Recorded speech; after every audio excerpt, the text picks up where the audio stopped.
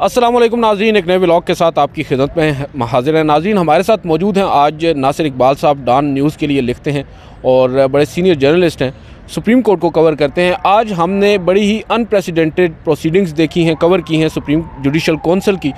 Justice Mazahir Ali Akbar Naqvi आपको मालूम है गुज़िश्ता रोज़ मुस्ताफ़ी हो चुके हैं और उनके इस्तीफ़े के बावजूद आज सुप्रीम जुडिशल कौंसिल का इजलास न सिर्फ हुआ बल्कि उसमें यह फ़ैसला भी कर लिया गया है कि इस्तीफ़े के बावजूद इजलास की कार्रवाई को आगे बढ़ाया जाएगा और जस्टिस मज़ाहिर अली अकबर नकवी को एक नोटिस ऑफ इंटीमेशन भी जारी कर दिया गया है, जिसे हम आम ज़बान में कहेंगे आगाही का नोटिस। तो नाज़िर साहब, were you expecting all of this कि एक जज जो हैं वो मुस्ताफ़ी हो गए हैं, तो क्या आपको लगता है कि सुप्रीम जुडिशल कौंसिल ने जो आज किया है ये अनप्रेसिडेंटेड है और ऐसा पहले कभी नहीं हुआ? देखिए, अनप्रेसिडेंटेड तो वो है, लेकिन आप जो कह रहे हैं ना कि आप क्या एक्सपेक्ट कर रहे थे, मेरे ना छठी इस कह रही थी कि कुछ होगा। अच्छा, वो तो मेरी भी कह रही थी, मैं चकवाहा से आया हूँ डायरेक्टली इस केस के लिए। अच्छा, लेकिन देखिए बात दरअसल ये है कि चीफ जस्टिस साहब ने आखिर में उठते उठते ये कह दिया है कि मसला at the end of the day मसला आराम से हल हो सकता है कि अगर हम ये समझ लें कि जो भी पब्लिक एक्सचेकर या पब्लिक और ड्यूटी कर रहा होता है वो अगर रिस्पॉन्सिबल हो जाए तो सारे मामला खुद ब खुद ठीक हो जाएंगे। कहने का ये मकसद है कि जब आप इस हाई ऑफिस में और आपके ऊपर कोई करप्शन का एलिगेशन लग जाए या किसी किस्म का भी एलिगेशन लग जाए तो ये फिर मुनासिब आपकी अपनी रेपुटेशन के साथ साथ आपके इदारे की रेपुटेशन का भी मामला है। इवन इफ़ अगर आप अंडर प्रेशर या आप किसी भी वजह से रिज़ाइन कर जाते हैं, लेकिन हम तो इदारे की साख को बचाने के लिए कार्रवाई करेंगे, क्योंकि हमारे ये ख्याल है कि हो सकता है कि जज के ख़िलाफ़ एलिगेशन गलत हो, तो और वो अंडर प्रेशर उन्होंने रिज़ाइन कर दिया। आपको लगता है कि चीफ जस्टिस का ये ख्याल है कि उनके खिलाफ इल्ज़ामात गलत? देखें, ये तो अभी ट्रायल हो रहा है, उन्होंने ये कल साफ कर दिया है। कल जस्टिस नकवी साहब को उन्होंने बुलाया है और उनके वकील को भी बुलाया है और साथ ये भी कह दिया है कि अगर वो आकर टाइम मांगते हैं हम फिर भी प्रोसीड करेंगे, हम रिकॉर्ड करेंगे विटनेसेस को। बिल्कुल ठीक है, तो ये गवाहान को तो बज़ाहिर तो कोर्ट ये मतलब ये बिल्कुल एक नया, आपको याद होगा आप उस बेंच में बैठे हुए थे जो 3 मेंबर बेंच था जिसमें मखदूम अली खान साहब 3 मेंबर बेंच के सामने नकवी साहब ही का केस कर रहे थे और उन्होंने कहा था कि एक नई चीज़, वैसे कोर्ट को ये नई चीज़ देने में हर्ज नहीं है, कोर्ट हमेशा एक नई चीज़ दे सकती है, लेकिन ऐसा हुआ कभी नहीं है। मतलब वो अपने मेरिट ऑफ द केस से जब वो आर्गू कर रहे थे तो ये उनका पॉइंट ऑफ व्यू था, तो ये भी काजी साहब ने एक नई चीज़ दी है, ऐसा पहले कभी नहीं हो, ये पाकिस्तान में अनप्रेसिडेंटेड है। सर, अब काजी साहब शायद यहाँ पर ये भी तो भूल रहे हैं कि वो सुप्रीम जुडिशल कौंसिल में बैठे हैं, वो सुप्रीम कोर्ट ऑफ पाकिस्तान में नहीं बैठे। सुप्रीम जुडिशल कौंसिल तो एक अलग बॉडी है सर, और उसने करना है आइन और कानून की रोशनी में। वो यहाँ पर बैठकर इंटरप्रेट तो नहीं कर सकते, या कर सकते हैं या इख्तियार है उनके पास? नहीं, देखिए बात दरअसल कि supreme judicial council constitutional body है, वो सिंपल एक बॉडी नहीं है, वो आर्टिकल 209 के तहत काम करती है और उसमें 3 सीनियर सुप्रीम कोर्ट के जजेस और 2 chief justice of the different high courts होते हैं। ठीक है, ये अलग बात है कि सुप्रीम जुडिशल कौंसिल और सुप्रीम कोर्ट में फ़र्क तो है, लेकिन क्योंकि सुप्रीम जुडिशल काउंसिल अगर रिकमेंड करती है तो वो खुद रिमूव नहीं करती किसी जज को, वो करता फिर भी प्रेसिडेंट है। हाँ, ये तो चीफ जस्टिस ने भी कहा है कि हमने तो ज़्यादा से ज़्यादा फाइंडिंग्स देनी है और उन फाइंडिंग्स के ऊपर फिर ये इख्तियार जो प्रेसिडेंट है उनके पास है कि उन्होंने मुस्ताफ़ी होना है या नहीं होना। तो आज सर जो चीफ जस्टिस ऑफ पाकिस्तान जो पहले इजलास हुआ, क्योंकि ये नाजरीन को हम बता दें कि ये 2 एक साथ में हुआ है। पहले तकरीबन 2:30 बजे 4 रुकनी जो जुडिशल कमीशन है वो आया, justice Ejazul Ahsan was not present there, और बताया ये गया चीफ जस्टिस की जानिब से कि जस्टिस एजाजुल एहसन खुद नहीं चाहते कि वो इस प्रोसीडिंग का हिस्सा बने, और इसकी रीज़न मेरे ख्याल से उन्होंने एक नोट है जो उसको चीफ जस्टिस साहब ने कहा, मैं उसको जजमेंट नहीं कहूँगा, मैं ये उनका एक नोट है और उसमें उन्होंने ये कहा है कि ये प्रोसीडिंग्स जो है इन हेज चल रही हैं और उसमें जो नॉर्म्स हैं, जो तरीक़ाकार है या प्रोसीडिंग्स का तरीक़ाकार है, उसको अदम एतमाद का इज़हार करते हुए क्या कि वो नहीं निभाए जा रहे। हालांकि उन्होंने ये नहीं बताया कि वो क्या तरीक़ेकार हैं, ये भी बताया चीफ जस्टिस साहब ने कहा।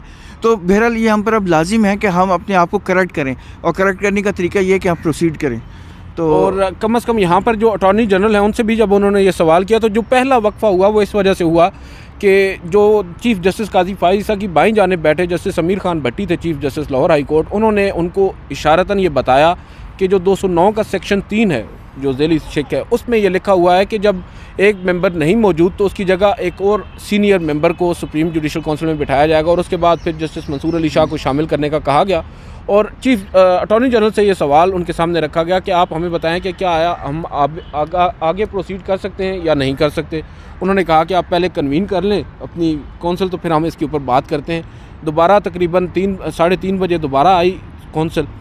चीफ जस्टिस ने सबसे पहला सवाल ही ये किया कि क्या आप समझते हैं कि अब हम इसको आगे लेकर चल सकते हैं या नहीं। और दूसरी सबसे अहम बात यह है कि चीफ जस्टिस ये अटॉर्नी जनरल ने यहाँ पर एक बात कही थी कि जब आपने कॉग्निसेंस ले लिया है कंप्लेंट्स का, तो अब आपको उसके ऊपर अपनी ओपिनियन देनी है। और I think justice Mansoor Ali Shah was of the same view. हाँ, उसकी वजह ये है कि जो सुप्रीम जुडिशल काउंसिल के जो कॉन्स्टिट्यूशन में जो लिखा हुआ है ना आर्टिकल 209, उसमें रिजिग्नेशन का जिक्र नहीं है। तो जब वो इसमें रिजिग्नेशन का जिक्र नहीं है तो वो कहते हैं कि फिर हमें तो लॉजिकल एंड तक जाना है। और मतलब कोई कदगन बज़ाहिर नज़र भी नहीं आ रही सुप्रीम जुडिशल काउंसिल में। और उसमें बार बार वो यही बात कह रहे हैं कि हमारे ऊपर ये हमारी जिम्मेदारी है कि हम अपने आप को करेक्ट करें, हम आपको क्लीन करें। तो उसकी रीज़न यही है कि अब हम आगे चल के ही अपने आप को साफ कर सकते हैं। सर, एक जजमेंट थी जस्टिस मुनीब अख्तर और जस्टिस इजाजुल हसन साहब, उसमें उन्होंने ये कहा था कि 209 के आर्टिकल में जो सिटिंग जजेस हैं उनके खिलाफ तो सुप्रीम जुडिशल काउंसिल प्रोसीड कर सकती है, मगर रिटायर्ड जजेस नहीं आते उसमें उन्होंने ये कहा था रिटायर्ड जजेस नहीं आते। ऑल तो उसमें ये भी उन्होंने कहा हुआ है कि अकाउंटेबल होने चाहिए। लेकिन अटॉर्नी जनरल साहब ने कोर्ट को ये बताया कि उस हेयरिंग में ना किसी को नोटिस हुआ था, ना अटॉर्नी जनरल को नोटिस हुआ था, ना रिस्पोंडेंट्स को नोटिस हुआ था, ना कंप्लेनेंट्स को नोटिस हुआ था, और वो डिसाइड भी इन लिमिनी हुई थी। तो इसलिए ये मुनासिब है कि आप जो है आप प्रोसीड कर सकते हैं। और बिसाइड इसमें ये ऑब्जर्वेशन है कि अकाउंटेबल को होना चाहिए जजेस को। तो अब आपको क्या लग रहा है कि जस्टिस मज़ाहिर अली अकबर नकवी कल आएंगे? देखिए, अगर उसने बुलाया तो है, और अगर वो आए तो मेरा नहीं ख्याल कि कोर्ट में मतलब फेयरी हियरिंग होगी। उसमें बदमगजी हो सकती है। बदमगजी क्या लफ्ज़ है, जो भी बदमगजी हाँ जो भी है वो होनी है, क्योंकि अब वो जज नहीं है। ज़्यादा कंटेम्प्ट का इशू आएगा ना। When he was a judge, sir, उस वक्त भी वो तो कमरा अदालत में बैठ कर उन्होंने मशहूर ज़माना एक फ़िक्रा कहा था। बिल्कुल कहा था। तो ये आप ये समझते हैं। दूसरा, आज उन्होंने अपना आप कह सकते हैं कि नापसंदीदी का इजहार किया है ख्वाजा आरिफ साहब पर भी। उन्होंने कहा कि ख्वाजा आरिफ साहब ने इतनी भी हमें ग्रेस नहीं दिखाई कि वो आकर हमें बता ही दें, पेश होकर ये बता दें कि उनके जो क्लाइंट हैं उन्होंने रिज़ाइन कर दिया है। मगर दूसरी जानिब सर, अब इसके ऊपर काफ़ी ज़्यादा बहस हो रही है कि क्या सुप्रीम जुडिशल काउंसिल ये एक नई रिवायत डालने जा रही है, तो इसके पीछे असल वजह क्या है। क्या जस्टिस मज़ाहिर अली अकबर नकवी के हवाले से जो कल से बात हो रही है सोशल मीडिया पर, अगर हम देखें जिसका हवाला चीफ जस्टिस ने भी दिया है, वो ये कह रहे हैं कि सोशल मीडिया बेशक पब्लिक वहाँ पर बैठी है, हमने उनको भी जवाब देना है, तो हमने ख़ुद को भी एग्जॉनरेट करना है। जो हम पर इल्ज़ामात लगे हैं, चाहे वो जस्टिस मज़ाहिर अली अकबर नकवी ने लगाए हैं या इजाजुल हसन साहब ने, तो हमने ख़ुद को भी एग्जॉनरेट करना है और उसके लिए हम इसको हतमी नतीजे तक लेकर जाएंगे। मगर दूसरी जानिब सोशल मीडिया पर एक बात ये भी हो रही है कि जस्टिस मज़ाहिर अली अकबर नकवी को इस्तीफ़ा देकर उनकी जान कैसे छोड़ी जा सकती है, वो अब पेंशन लेंगे, ये करेंगे, वो करेंगे। क्या ये सब सोशल मीडिया की पोस्टें भी क्या सुप्रीम जुडिशल काउंसिल पर आज आपको असरअंदाज होती नज़र आई? देखिए, आइडियली तो यही होना चाहिए कि सुप्रीम कोर्ट को किसी भी सोशल मीडिया के ऑब्जर्वेशन या जो भी ट्वीट्स हैं या जो भी है उस पर का इन्फ्लुएंस नहीं लेना चाहिए। लेकिन मुझे लग ऐसा रहा है जिस तरह काजी फाजिल साहब के केस में ये मामला, उनका मामला FBI को गया था, हो सकता है इसमें भी या नैब को या फिर अगेन FBI को भेजा जाए, क्योंकि वो टैक्स के मैटर्स भी हैं उसमें। तो FBI को कहा जाए कि आप देखें और अगर इसमें कोई चीज़ समझते हैं कि गलत है तो फिर हमें बताएं, फिर प्रोसीड की जाए। लेकिन कुछ भी हो सकता है। बात वही है कि कोर्ट के अपने रेपुटेशन के मामले में इज़ वेरी सेंसिटिव, और वो कह रहे हैं कि हम पे भी उंगली उठी है, हमने उसको धोना है दाग को। तो वो इसी सिलसिले में ये प्रोसीडिंग्स जारी हैं। आप एक लास्ट क्वेश्चन सर, क्या आप समझते हैं कि जस्टिस मज़ाहिर अली अकबर नकवी ने शोकाज नोटिस जारी होने और उसका जवाब देने के बाद जो इस्तीफ़ा दिया है, इसकी वक़्त कम हुई है? अगर यही इस्तीफ़ा वो पहले दे देते तो?